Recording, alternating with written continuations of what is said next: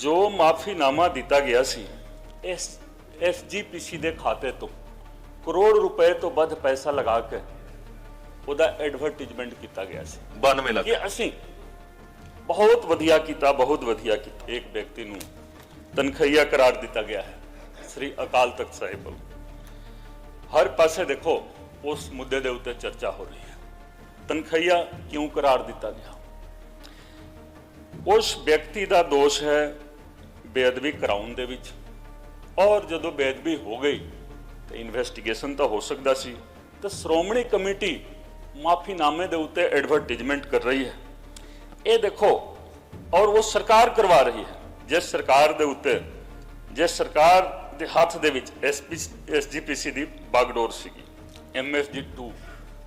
MSG2 एक movie सीगी 25 सितंबर ਨੂੰ release ਕਰਾਈ ਗਈ ਸੀ 2015 ਦੇ ਵਿੱਚ ਤੇ 7 ਦਿਨ ਬਾਅਦ ਰਿਲੀਜ਼ ਹੋ ਰਹੀ ਹੈ ਸਿੰਗ ਇਜ਼ ਬਲਿੰਗ ਅਕਸ਼ੈ ਕੁਮਾਰ ਵਾਲੀ ਫਿਲਮ ਜੋ ਕੇਸ ਡਾਇਰੀ ਲਿਖੀ ਜਾਂਦੀ ਹੈ ਉਹ ਕੇਸ ਡਾਇਰੀ ਹੀ ਤਫਤੀਸ਼ ਦਾ ਹਿੱਸਾ ਬਣਦੀ ਤੇ ਮੈਂ ਸੀਗਾ ਸਰ ਕੁੰਵਰ ਵਿਜੇ ਪ੍ਰਤਾਪ ਸਿੰਘ ਮੈਂ ਜੁਰਤ ਕੀਤੀ ਕੇਸ ਡਾਇਰੀ ਲਿਖਣ ਦੀ ਮੈਂ ਕੇਸ ਡਾਇਰੀ ਲਿਖੀ ਸਰ ਜੇਕਰ ਮੈਂ ਵੀ ਛੱਡ ਦਿੰਦਾ ਤੇ ਕੇਸ ਡਾਇਰੀ ਕੌਣ ਲਿਖਦਾ ਤਫਤੀਸ਼ ਕੌਣ ਕਰਦਾ ਕਿਸ ਤਰੀਕੇ ਦੇ ਨਾਲ ਤਫਤੀਸ਼ ਹੁੰਦੀ ਤੇ ਇਸ ਚੀਜ਼ ਦੀ ਵੀ ਇਨਕੁਆਇਰੀ ਕਰਾਓ ਤੁਸੀਂ ਤੁਹਾਡੀ ਚੇਅਰ ਦੇ ਵਿੱਚ ਬਹੁਤ ਪਾਵਰ ਹੈ ਕਿ ਪ੍ਰਮੋਦ ਕੁਮਾਰ ਔਰ ਅਰੁਣਪਾਲ ਸਿੰਘ ਨੇ ਇੱਕ ਵੀ ਕੇਸ ਡਾਇਰੀ ਕਿਉਂ ਨਹੀਂ ਲਿਖੀ ਕਿਹਨਾਂ ਹਾਲਾਤਾਂ ਦੇ ਵਿੱਚ ਨਹੀਂ ਲਿਖੀ ਤੇ ਕਿਸ ਨੂੰ ਬਚਾਉਣ ਵਾਸਤੇ ਨਹੀਂ ਲਿਖੀ 20 ਸਾਲ ਬਾਅਦ 25 ਸਾਲ ਬਾਅਦ ਕਿ ਫਲਾਣੇ ਨੂੰ ਬਾਇਜ਼ਤ ਬਰੀ ਕਰ ਦਿੱਤਾ ਗਿਆ ਫਲਾਣੇ ਨੂੰ ਬਾਇਜ਼ਤ ਬਰੀ ਕਰ ਦਿੱਤਾ ਗਿਆ ਲੇਕਿਨ ਇੱਕ ਅਦਾਲਤ ਉੱਪਰ ਵੀ ਹੈ ਸਰ ਗੁਰੂ ਗੋਬਿੰਦ ਸਿੰਘ ਜੀ ਦੀ ਅਦਾਲਤ उस अदालत तो बरी होना बहुत मुश्किल का काम है सर बहुत मुश्किल का काम है और उत्थे रोजाना तौर पर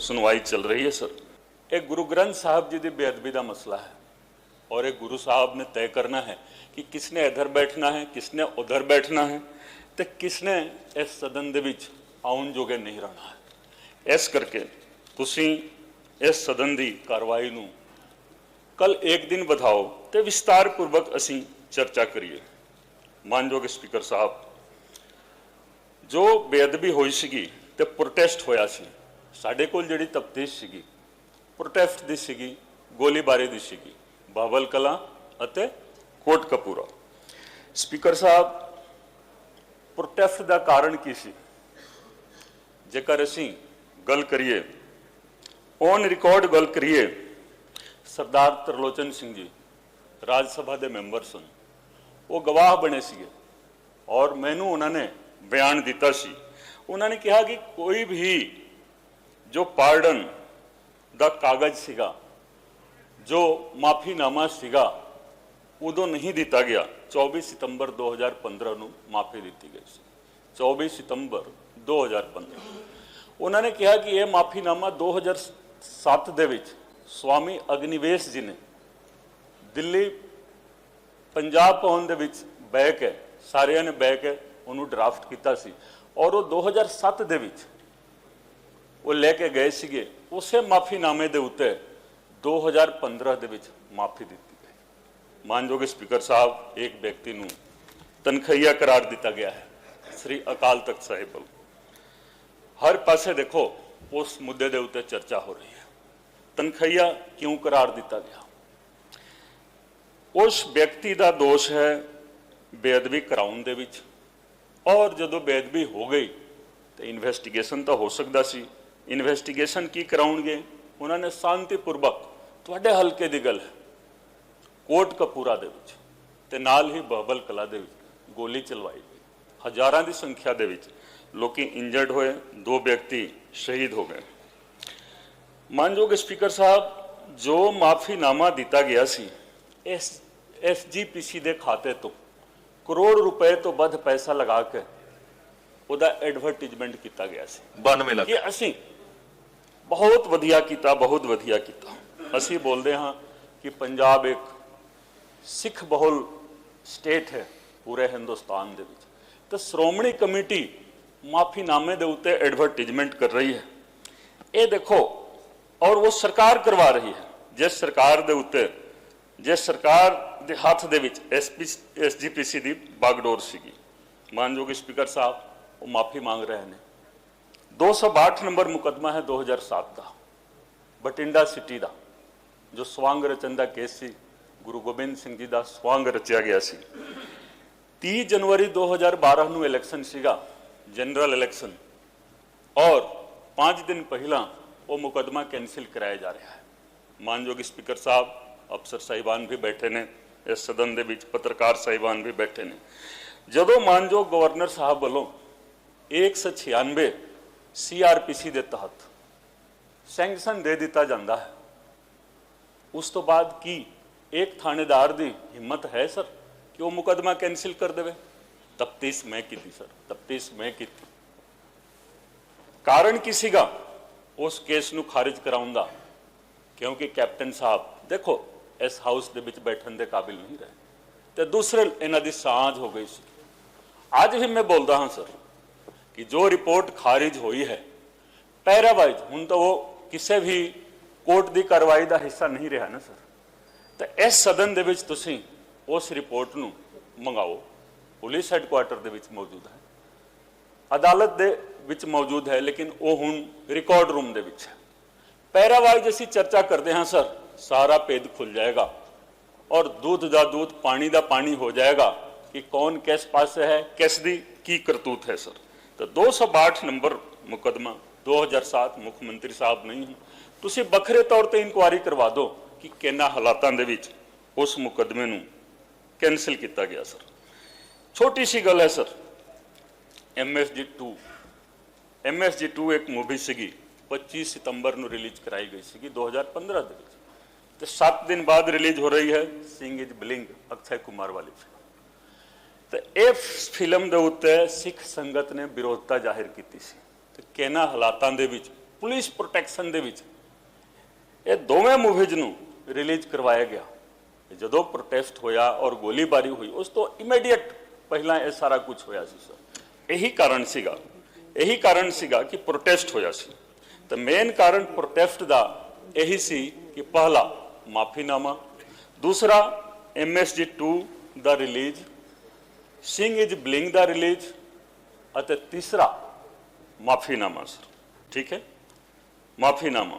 मैं दोबारा बोलता हूँ, प्रोटेस्ट का कारण एक तो हो गया बेअदबी, दूसरा हो गया सिंह इज ब्लिंग ਅਤੇ MSG 2 ਦਾ ਰਿਲੀਜ਼ ਜੋ ਕਿ ਸਿੱਖ ਸੰਗਤ ਦੀਆਂ ਭਾਵਨਾਵਾਂ ਦੇ ਖਿਲਾਫ ਜਾ ਕੇ ਹੋਇਆ ਸੀ। ਠੀਕ, ਔਰ ਤੀਸਰਾ ਜੋ ਮਾਫੀਨਾਮਾ ਦਿੱਤਾ ਗਿਆ ਸੀ। अपना टाइम हो गया सर, एक सेकंड मैं लवांगा।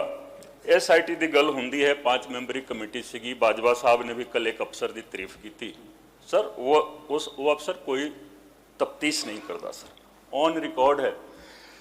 ਤੁਸੀਂ ਪੂਰੀ SIT ਦੀ ਕਾਰਵਾਈ ਮੰਗਾ ਲਓ, ਕੇਸ ਡਾਇਰੀ ਲਿਖੀ ਜਾਂਦੀ ਹੈ ਜਿਸ ਨੂੰ ਪੰਜਾਬੀ ਦੇ ਵਿੱਚ ਅਸੀਂ ਜਿਮਨੀ ਬੋਲਦੇ ਹਾਂ। ਜੋ ਕੇਸ ਡਾਇਰੀ ਲਿਖੀ ਜਾਂਦੀ ਹੈ ਉਹ ਕੇਸ ਡਾਇਰੀ ਹੀ ਤਫਤੀਸ਼ ਦਾ ਹਿੱਸਾ ਬਣਦੀ ਹੈ। ਕੀ ਪ੍ਰਬੋਧ ਕੁਮਾਰ ਜੀ ਨੇ ਇੱਕ ਵੀ ਕੇਸ ਡਾਇਰੀ ਲਿਖੀ ਹੈ? ਆਪਣੇ ਆਪ ਨੂੰ ਬੋਲਦੇ ਸੀ ਕਿ ਮੈਂ ਤਾਂ ਸਿੱਟ ਦਾ ਮੁਖੀ ਹਾਂ। ਕੋਈ ਐਸਾ ਆਰਡਰ ਨਹੀਂ ਹੈ ਸਰ, ਕੋਈ ਐਸਾ ਆਰਡਰ ਨਹੀਂ ਹੈ। ਜੇਕਰ ਹੋਵੇ ਤਾਂ ਕੋਈ ਲਿਆ ਕੇ ਇੱਥੇ ਸਦਨ ਦੇ ਵਿੱਚ ਦਿਖਾ ਦੇਵੇ। उस व्यक्ति ने, उस अफसर ने एक भी केस डायरी नहीं लिखी है। जेकर लिखी होवे तो इत्थे लिया के रख दिता जाए sir. Number two Arunpal Singh, उन्होंने भी जेकर कोई केस डायरी एक भी जिमनी लिखी होवे तो इस हाउस दे विच सर लिया के दिखा दिता जाए।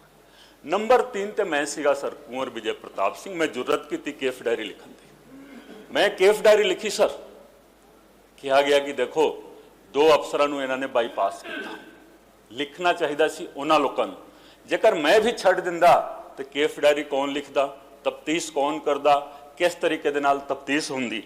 तो इस चीज़ की भी इनकुआरी कराओ तुसीं। तुहाडी चेयर दे विच बहुत पावर है कि प्रमोद कुमार और अरुणपाल सिंह ने एक भी केस डायरी क्यों नहीं लिखी, किन्हां हालातां दे विच नहीं लिखी ते किस नूं बचाउण वास्ते नहीं लिखी सर। SIT उस तो बाद बनी जदों मैं नौकरी छड्ड दित्ती। तो जो SIT ਪਹਿਲਾਂ ਬਣੀ ਹੋਈ ਸੀਗੀ ਕੈਪਟਨ ਸਾਹਿਬ ਵੱਲੋਂ, ਮੇਰੀ ਨੌਕਰੀ ਛੱਡਣ ਤੋਂ ਬਾਅਦ 2 SITਆਂ ਬਣਾਈਆਂ ਗਈਆਂ। ਇੱਕ SIT ਕੋਟ ਕਪੂਰਾ ਵਾਲੀ, ਉਹਨਾਂ ਨੇ ਕੇਸ ਨੂੰ ਰਫਾ ਦਫਾ ਕਰ ਦਿੱਤਾ ਸਰ। दूसरी SIT बनी बाबल कलां वाली, बाबल कलां केस सर वो ट्रांसफर होकर फरीदकोट की मानयोग जिला अदालत तो डिस्ट्रिक्ट कोर्ट चंडीगढ़ दे विच आ गया है सर। असी हर अदालत की प्रेस्टीज दे उत्ते, हर अदालत की मान दे उत्ते मान महसूस करते हैं। लेकिन सर तुसी देखो ਜੋ ਗਵਾਹ ਆਪਣੇ ਪਿੰਡ ਤੋਂ ਚੱਲ ਕੇ ਫਰੀਦਕੋਟ ਜ਼ਿਲ੍ਹਾ ਹੈੱਡਕੁਆਟਰ ਤੇ ਨਹੀਂ ਆ ਸਕਦੇ ਸੀ, ਅਸੀਂ ਪਿੰਡਾਂ ਦੇ ਵਿੱਚ ਜਾ ਜਾ ਕੇ ਬਿਆਨ ਲਿਖਦੇ ਸੀ। ਕੀ ਉਹ ਗਵਾਹ ਚੰਡੀਗੜ੍ਹ ਦੇ ਵਿੱਚ ਆਉਣਗੇ ਗਵਾਹੀ ਦੇਣ ਵਾਸਤੇ? ਉਹ ਵੀ ਸਰ 2015 ਦਾ ਮਸਲਾ ਹੈ ਔਰ 2024 ਹੋ ਗਿਆ। ਪੰਜੀ ਤੋਂ ਹੋ ਸਕਦਾ ਹੈ ਕਿ ਚਾਰਜ ਫਰੇਮ ਹੋ ਜਾਵੇ ਤਾਂ ਉਹਦੀ ਕਾਰਵਾਈ ਕੋਰਟ ਦੇ ਵਿੱਚ ਸ਼ੁਰੂ ਹੋਵੇ। ਤਾਂ ਕੀ 10 ਸਾਲ ਬਾਅਦ ਪਹਿਲਾਂ ਤਾਂ ਇਹੀ ਦੇਖਣਾ ਹੈ ਕਿ ਕਿੰਨੇ ਗਵਾਹ ਇਸ ਵੇਲੇ ਲਾਈਵ ਨੇ, ਕਿੰਨੇ ਗਵਾਹ ਇਸ ਮੁਲਕ ਦੇ ਵਿੱਚ ਮੌਜੂਦ ਨੇ। ਕਈ ਤਾਂ ਬਾਹਰ ਚਲੇ ਗਏ, ਪੈਸੇ ਪੂਸੇ ਦੇ ਕੇ ਸਰ ਦੋਸ਼ੀਆਂ ਨੇ, ਦੋਸ਼ੀ ਬਹੁਤ ਤਾਕਤਵਰ ਨੇ, ਬਾਹਰ ਭੇਜ ਦਿੱਤਾ ਗਿਆ।